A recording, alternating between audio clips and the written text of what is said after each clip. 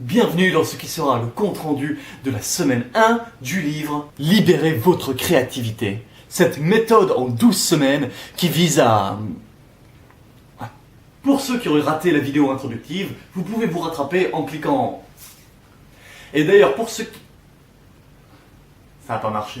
C'est vrai que je sais pas encore faire ça, mettre les liens dans... Bon bah, cliquez sur le lien dans la description. Que voulez-vous que je vous lise? Bon, alors ça fait une semaine que je pratique la méthode du livre, et je dois dire que c'est un truc de malade. C'est en train de changer ma vie. Je déconne, c'est trop tôt pour le dire. Mais c'était clairement une semaine très intéressante, surtout par rapport à l'exercice principal du livre, les pages du matin. C'est 3 pages à noircir tous les matins, no matter what. Bon, alors déjà, je m'attendais à pouvoir les taper à l'ordi, ces pages. Ma grand-mère paternelle était sténodactylo après la guerre, ça m'aurait fait plaisir, j'ai ça dans le sang. Que dalle! L'auteur spécifie page manuscrite, genre papier et stylo, à l'ancienne.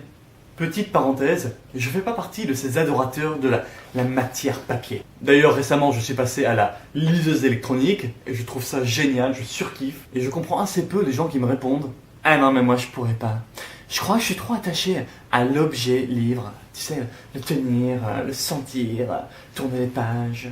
Vous êtes à moitié chelou, non? C'est quoi ce fétichisme ?» En tout cas, pour moi, l'important dans un livre, c'est pas le livre, c'est vraiment ce qu'il y a dedans. Bref. Donc les pages du matin à la main, en gros j'y consacre une 30aine de minutes, et je me suis vite rendu compte à quel point je manquais d'entraînement. J'ai l'avant-bras tétanisé, je suis à la limite de la tendinite. Ah mais oui, mais je t'ai pas dit, je me suis mis à l'écriture. Alors quand on écrit tous les matins, fatalement, ça ressemble assez vite à un journal.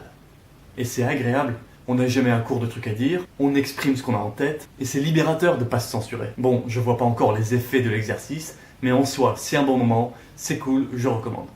L'autre exercice, c'était le rendez-vous avec l'artiste, donc avec soi-même. Là encore, bon moment, calme, détente, en mode avion. Alors moi, j'ai été au... Bah non, je vais pas vous dire, attends, c'est privé. Putain, mais ils veulent tout savoir.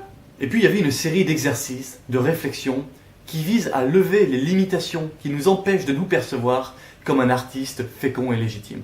Alors il faut lister ces idées reçues négatives et les transformer en affirmations positives. J'ai plus l'impression que ce chapitre s'adresse à des artistes refoulés, qui s'assument pas en tant que tels, ou qui, dans leur enfance, ont été brimés, moqués, ou peut-être même contraints à faire autre chose.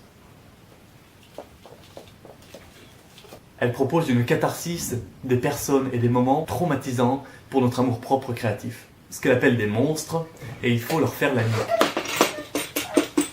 Et là, je me rends compte de la chance que j'ai toujours eue, moi, d'être soutenu par mes proches, encouragé par le public, suivi par les professionnels du métier. Bravo, c'est bien. Je vais pas te produire, mais c'est bien. Voilà, c'était le contenu de la semaine 1. C'est que le début, vachement intéressant. Je continue dans cette plongée en moi. Je vous encourage à essayer aussi. Merci d'avoir suivi. Et puis je vous dis à très vite pour la semaine. Oh, bye bye. Oh, gira, deixa, gira, girar.